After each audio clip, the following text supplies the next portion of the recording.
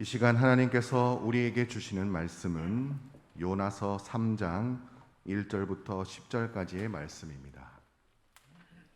구약성경 1288면에 있습니다. 제가 봉독해 드리겠습니다.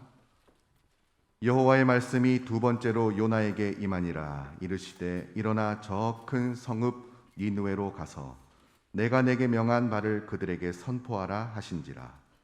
요나가 여호와의 말씀대로 일어나서 니느웨로 가니라. 니느웨는 사흘 동안 걸을 만큼 하나님 앞에 큰 성읍이었더라. 요나가 그 성읍에 들어가서 하루 동안 다니며 외쳐 이르되 40일이 지나면 니느웨가 무너지리라 하였더니 니느웨 사람들이 하나님을 믿고 금식을 선포하고 높고 낮은 자를 막론하고 굵은 베옷을 입은지라. 그 일이 니느웨 왕에게 돌림에 왕이 보좌에서 일어나 왕복을 벗고 굵은 베옷을 입고 제 위에 앉으니라. 왕과 그의 대신들이 조서를 내려 니느웨에 선포하여 이르되 사람이나 짐승이나 소떼나 양떼나 아무것도 입에 대지 말지니 곧 먹지도 말 것이요 물도 마시지 말 것이며 사람이든지 짐승이든지 다 굵은 베옷을 입을 것이요 힘써 하나님께 부르짖을 것이며 각기 악한 길과 손으로 행한 강포에서 떠날 것이라. 하나님이 뜻을 돌이키시고 그 진노를 그치사 우리가 멸망하지 않게 하시리라. 그렇지 않은 줄을 누가 알겠느냐 한지라. 하나님이 그들이 행한 것 곧 그 악한 길에서 돌이켜 떠난 것을 보시고 하나님이 뜻을 돌이키사 그들에게 내리리라고 말씀하신 재앙을 내리지 아니하시리라. 아멘. 지금도 예상치 못한 하나님의 은혜가 이어지고 있음을 믿습니다.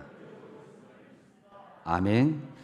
요즘 세상은 개인주의적인 성향이 강해져서 다 자기 잘난 맛에 살아가는 것을 볼 수가 있습니다. 그래서 내가 잘나고 잘돼서 잘된 것이지 누구의 덕이고 누구의 은혜라고 잘 생각하지 않은 것 같습니다. 그러다 보니까 서로 잘났다고 자신을 높이고 자기를 주장하기도 합니다. 그렇지만 과연 우리가 잘나서 지금까지 오게 된 것입니까? 모든 것은 하나님의 은혜인 줄로 믿습니다.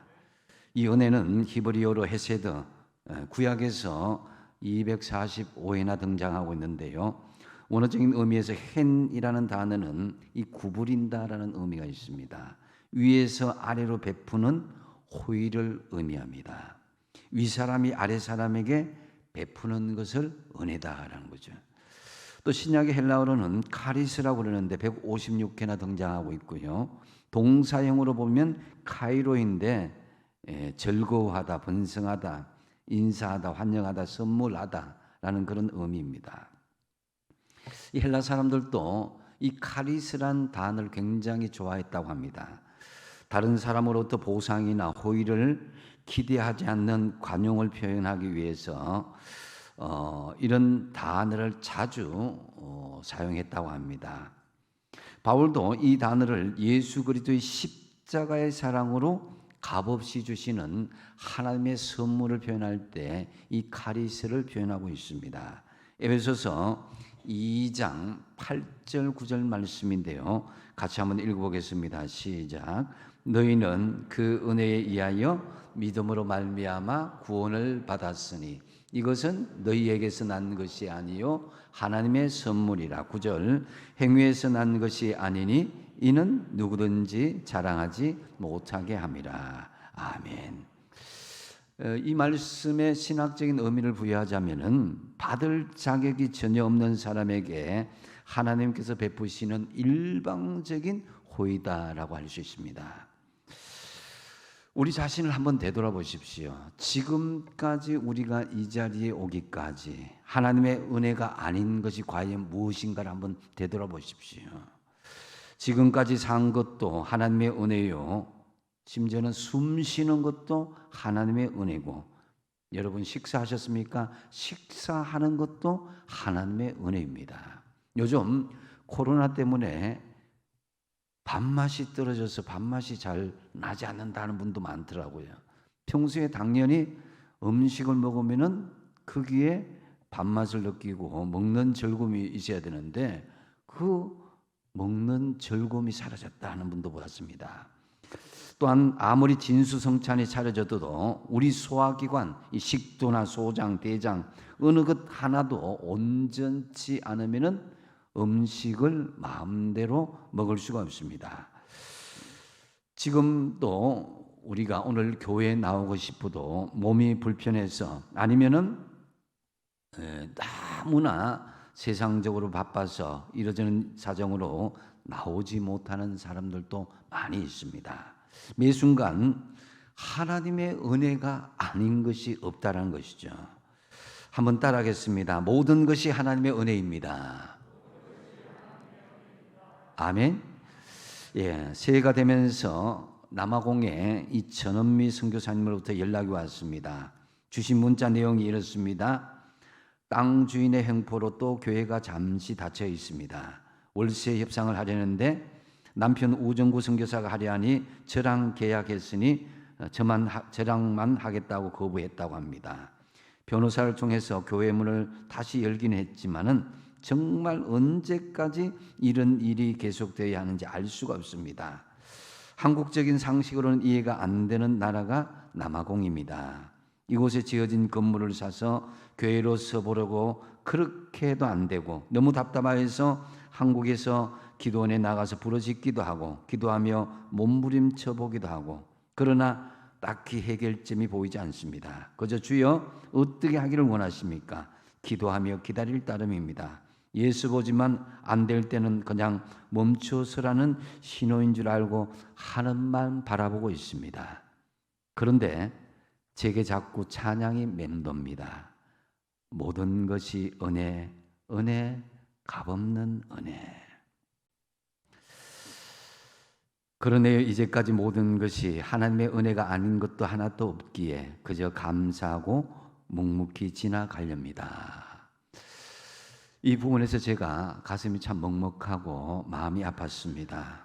저는 분명히 남아공의 우정구 전원미 선교사님의 사역 현장에 하나님의 예상치 못한 은혜가 임할 줄을 확실히 믿습니다.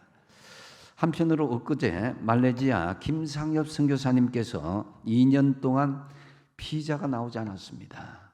이슬람 지역에서 하다 보니까 이 코로나 기간에 아예 비자를 주지 않으려고 하는 그런 작정한 듯이 되어서 김상엽 선교사님 네 분들이 굉장히 선교 현장에 대해서 마음에 절박함과 애절함을 가지고 있었습니다.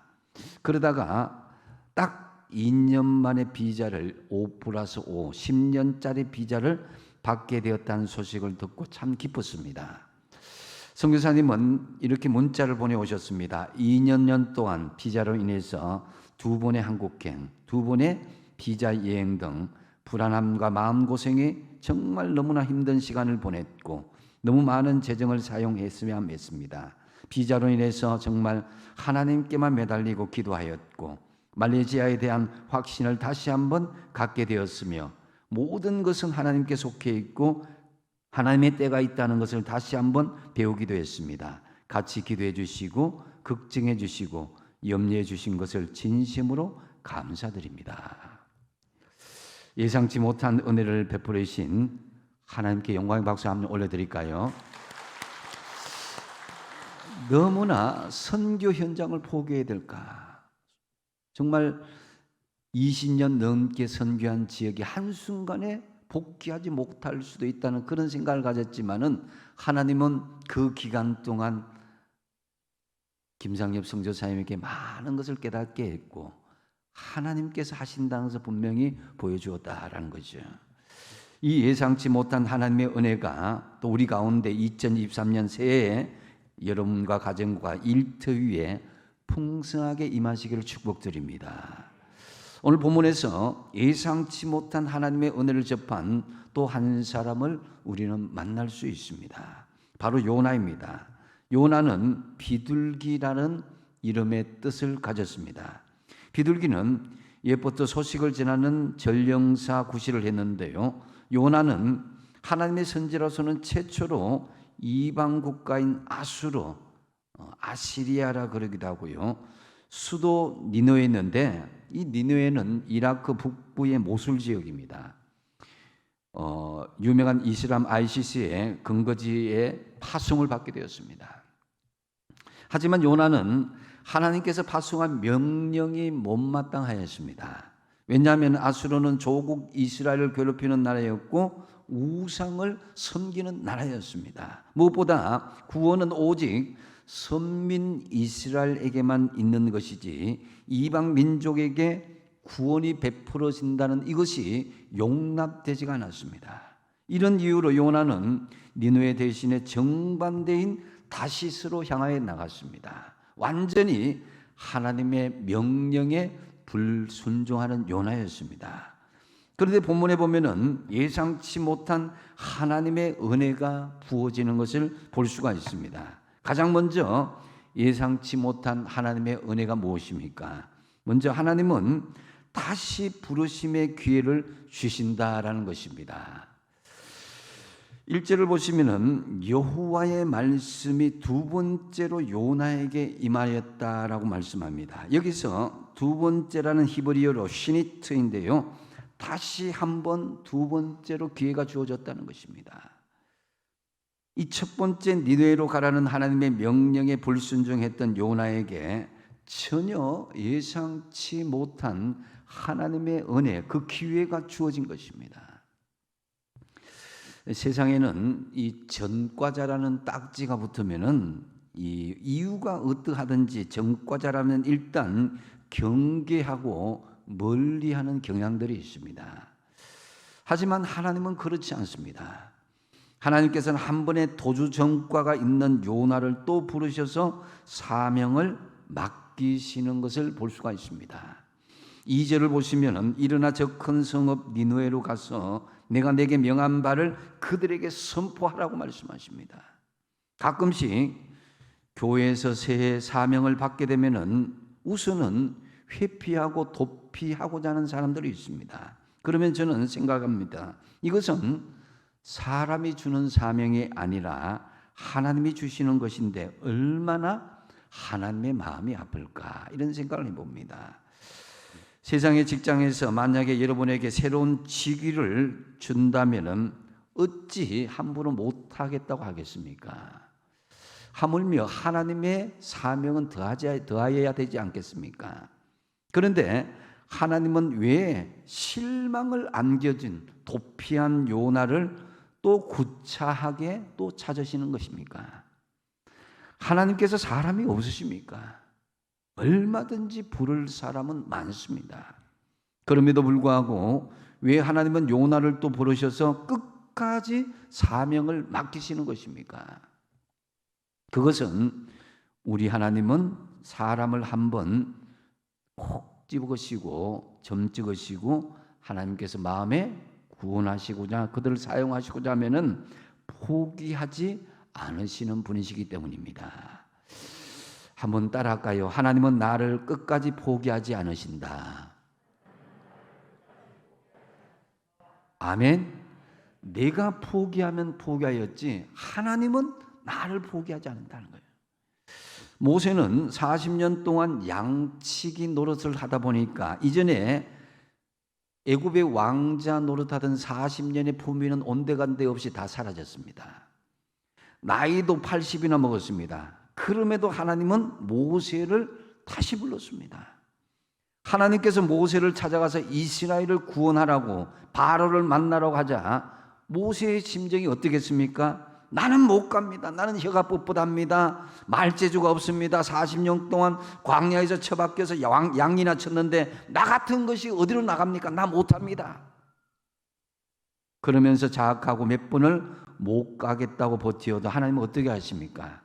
포기하지 않으십니다. 결국 달래고 달래어서 모세를 보내십니다. 베드로도 마찬가지입니다. 베드로는 3년 동안 예수님을 따라다녔지만은 죄 없는 스승을 모른다고 부인하고 제 목숨만 살겠다고 주랭날 친 비겁한 인간이었습니다. 그러나 주님이 포기했습니까? 주님은 부활하신 그 이후에 갈릴리 바닷가에 요한을 찾아가서 베드로를 찾아가서 요한의 아들 시몬아 내가 나를 사랑하느냐 세 번이나 이렇게 물으면서 내 양을 먹이라 하시면서 베드로를 다시 보내는 것을 볼 수가 있습니다. 우리 하나님이 이런 분이십니다. 우리는 어떻습니까? 우리는 분명히 과거에 부끄러운 것이 있습니다. 얼마든지 있을 것입니다. 도저히 하나님 보시기에 가망이 없는 전력들이 있습니다. 그럼에도 오늘까지 우리가 망하지 않고 지금까지 이 자리에 있게 된 것은 하나님의 은혜가 아닙니까? 여러분, 다른 사람은 몰라도 나와 하나님은 다 알고 있는 어두운 부분이 있고 과거에 부족한 부분이 전력들이 다 있습니다. 맞잖아요. 하나님은 우리가 범죄하고 100번이라도 돌이키고 회개하면 그것을 덮어주시고 다시 기회를 주시는 분이라는 것입니다. 이것이 바로 우리가 예상치 못한 하나님의 은혜다라는 거죠. 세상은 과거가 있는 사람에게 기회를 잘 주진 않지만은 하나님은 그렇지 않다는 것을 우리가 감사할 수 있길 바랍니다. 베드로의 비겁한 과거를 덮으셨던 하나님, 다윗의 더러운 과거를 덮으셨던 하나님, 그리고 오늘 요나의 옹졸한 과거 허물을 덮으셨던 하나님은 오늘 우리의 허물을 덮어주시고 기회를 베푸시기를 원하는다는 것을 믿으시기 바랍니다. 그런데 그 기회는 영원히 오지는 않습니다. 오늘 요나에게 두 번째 왔을 때 요나는 그 기회를 놓치지는 않았습니다. 그런데 이 절대 증명의 기회를 요나는 그것을 이행하기는 하지만은 불성실하게 설렁설렁 이행하는 것을 볼 수가 있습니다. 3절 하반절에 보면은 니느웨는 3일 동안 걸어야 할 만큼 큰 성읍이었습니다. 이 니느웨 성은 내성이 약 한 13km, 외성이 약 한 100km 되는 거대한 성읍입니다. 한번 그림을 잠깐 보여줄 수 있으면 좋겠는데, 이 니느웨 성은 그래서 내성과 외성 사이에는 농사를 짓고 강이 흘러갈 정도로 엄청나게 큰 성읍이었고 100만이 넘는 사람들이 거주하고 있었습니다. 그런데 4절을 보십시오. 4절 한번 읽어볼까요? 본문 4절입니다. 시작. 요나가 그 성읍에 들어가서 하루 동안 다니며 외쳐 이르되 40일이 지나면 니느웨가 무너지리라 하였더니, 자, 3일 길을 다녀야 될 니느웨를 며칠 다녔습니까? 하루끼만 다니면서 외치는 것을 볼 수가 있습니다. 그것도 간단하게 40일이 지나면 무너지리라. 니느웨 백성들이 어떻게 해야 살 수 있는지, 왜 무너지는지에 대한 이유도 전혀 언급이 없고 그냥 40일이 되면 무너지리라. 그것을 하루길만 다니고 외쳤습니다. 그러면 이 요나가 왜 이렇게 불성실한 태도로 하나님의 사명을 수행했을까요? 그 이유는 먼저 이기심과 선민 사상이 있었습니다. 니느웨는 적국의 수도요 이스라엘을 괴롭히는 원수 나라였습니다. 그러기에 그들은 망해야 되고 심판을 받아야 한다고 생각했습니다. 오직 이스라엘 백성들만 하나님께서 택하신 구원하여 주시는 잘못된 선민의식을 가지고 있었습니다. 또한 복음에 대한 편견을 가지고 있었습니다. 나 한 사람이 외친다고 누가 회개하겠나. 그래서 적극적으로 외치지 않고 설렁설렁 외친 거예요. 니느웨 도성에는 좌우를 분별치 못하는 사람이 12만 명인데 언제 그 많은 사람에게 외치며 누가 그 소리를 듣고 돌아오겠는가라는 그런 편견이 있었습니다. 여기에서 이 요나의 모습에서 우리의 모습을 찾아볼 수 있지는 않습니까? 우리에게 이익이 걸린 문제는 죽기 살기로 힘쓰지만은 하나님이 우리에게 믿고 맡긴 사명은 대충 감당하고 있는 부분은 없는지, 그러면서도 마치 내가 사명을 다 감당한 처럼 스스로 그렇게 자유하고 있는 부분은 없는지를 되돌아보셔야 됩니다. 영적으로 못 이기고 또 사랑 없고 하나님의 마음을 조금 더 헤아리지 못하는 요나를 끝까지 포기하지 않으시고 부르시고 사용하신 하나님께서 오늘 요나와 여러분 지금 서시고자 하는 것입니다. 참으로 나의 죄 많고 비겁하고 연약한 모습을 보지 마시고 요나에게 두 번째 기회를 주신 하나님을 바라보시고 믿음으로 순종하시기 바랍니다. 그러자 두 번째로 예상치 못한 하나님의 은혜가 부어졌습니다. 하나님의 주도로 변화가 일어나기 시작한 것입니다. 5절, 6절 말씀 같이 한번 읽어보겠습니다. 시작. 니느웨 사람들이 하나님을 믿고 금식을 선포하고 높고 낮은 자를 막론하고 굵은 베옷을 입은지라. 6절. 그 일이 니느웨 왕에게 들림에 왕이 보좌에서 일어나 왕복을 벗고 굵은 베옷을 입고 제 위에 앉으니라. 아멘. 40일이 지나면 니느웨는 무너진다라는 요나의 하룻길 외침에 니느웨는 회개로 발칵 뒤집히는 것입니다.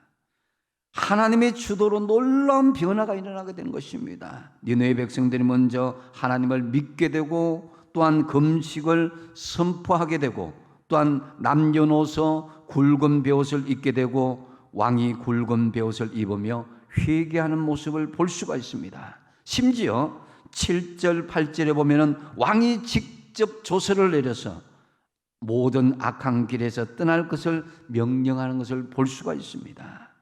완전히 예상하지 못한 일입니다.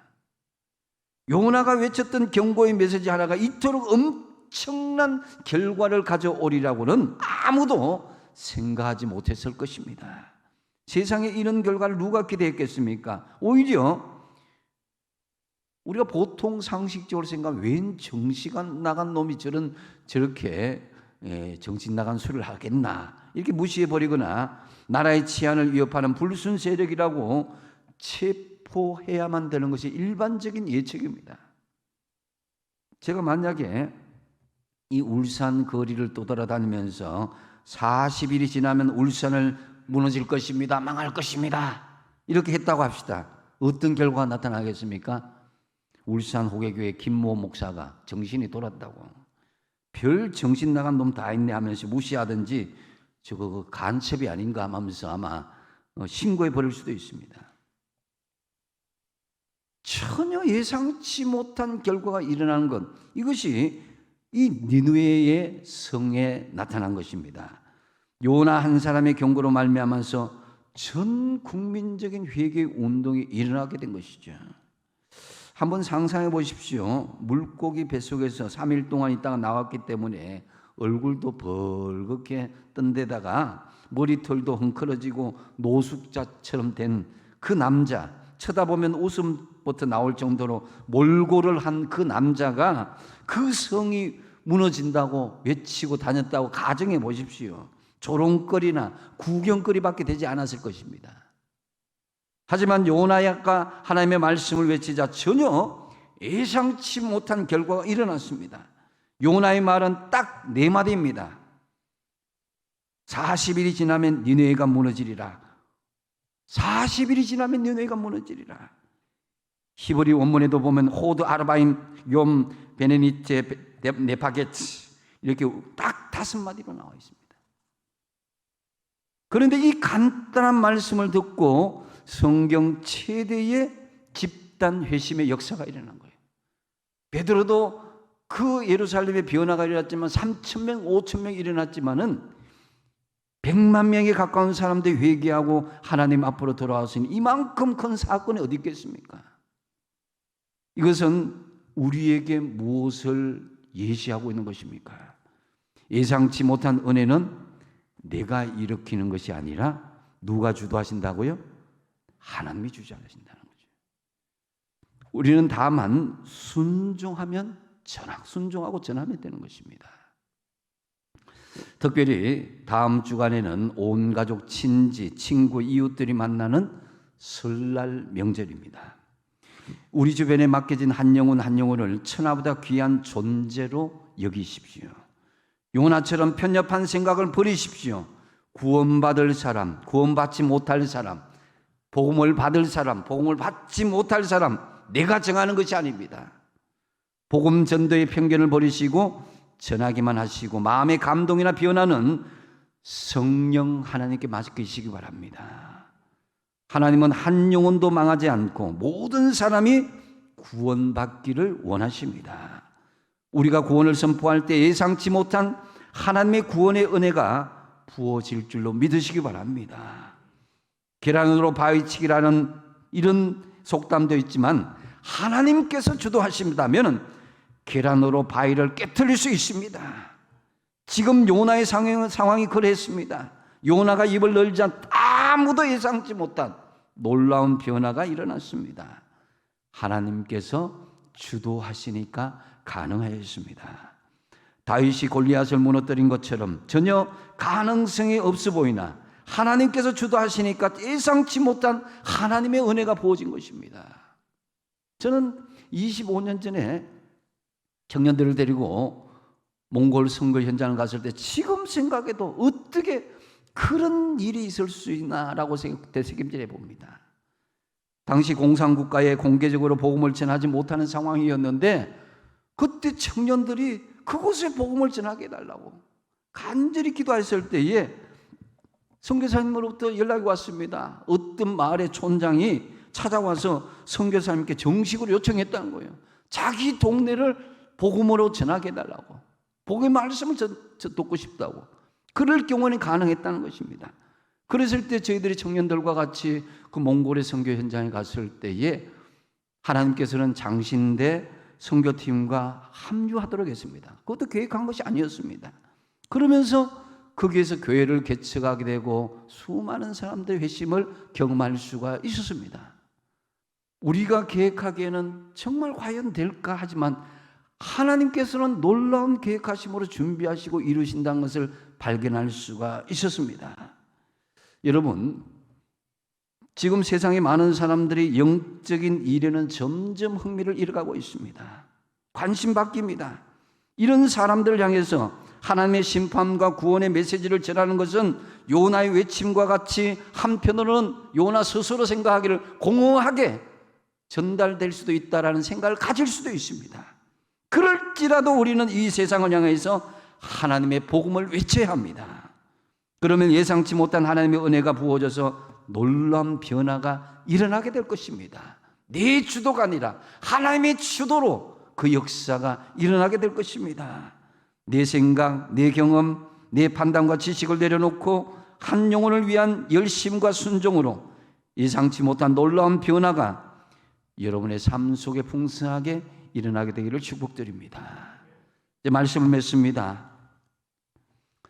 사도 바울은 평생을 주의 복음을 위해서 수고를 많이 하였습니다. 열심히 일했습니다. 하지만 자신이 수고한 덕택으로 잘 된 것이 아니라 하나님의 은혜임을 고백하고 있는 것을 볼 수가 있습니다. 고린도전서 15장 9절 말씀입니다. 같이 한번 읽어보겠습니다. 시작. 그러나 내가 나 된 것은 하나님의 은혜로 된 것이니 내게 주신 그의 은혜가 헛되지 아니하여 내가 모든 사도보다 더 많이 수고하였으나 내가 한 것이 아니요 오직 나와 함께 하신 하나님의 은혜로라. 할렐루야. 내가 일했습니다. 내가 노력하였습니다. 내가 힘썼습니다. 그러나 내 힘으로 잘 된 것이 아니라 어떻게 될까요? 하나님의 은혜로 된 것입니다. 나의 나 된 것은 하나님의 은혜 외에는 없습니다. 교회 공동체도 마찬가지입니다. 성도란 말은 은혜의 길에 들어선 사람을 말합니다. 자신의 잘한 것은 뒤로 감추고 다른 사람의 잘한 것을 높여주는 것이 성도의 삶인 것입니다. 그래서 여러분 한번 옆에 있는 분들한테 다시 한번 축복하겠습니다. 다 하나님의 은혜입니다. 당신이 잘했습니다.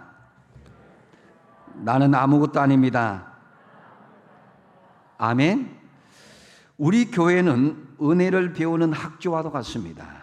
예수님을 믿으면 은혜의 학교에 입학하는 것과 같습니다. 하나님의 크신 은혜를 하나하나 배워가는 것입니다.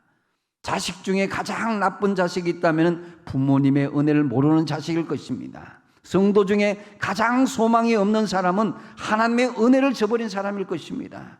좀 잘 산다고, 좀 잘 되었다고 교만하지도 마시고, 또한 반면에 잘못되었다고 불평하고 원망하지도 마십시오. 때로 하나님께서는 우리에게 잘 되게도 하시지만 안 되게도 하십니다. 모든 것이 하나님의 은혜입니다.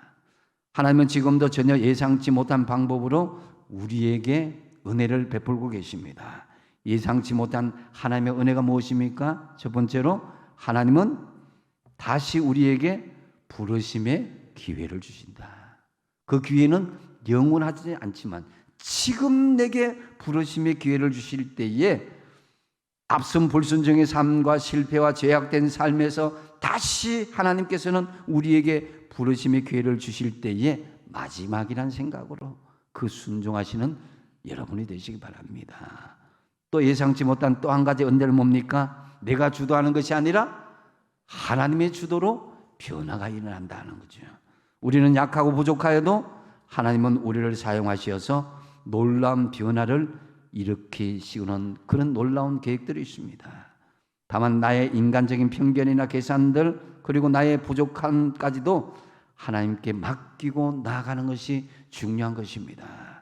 그래야 할 때 우리가 예상치 못한 놀라운 하나님의 은혜가 우리에게 임하게 될 것입니다. 이러한 하나님의 은혜가 2023년 새해에 저와 여러분의 삶 속에 풍성하게 임하시게 되기를 축복드립니다.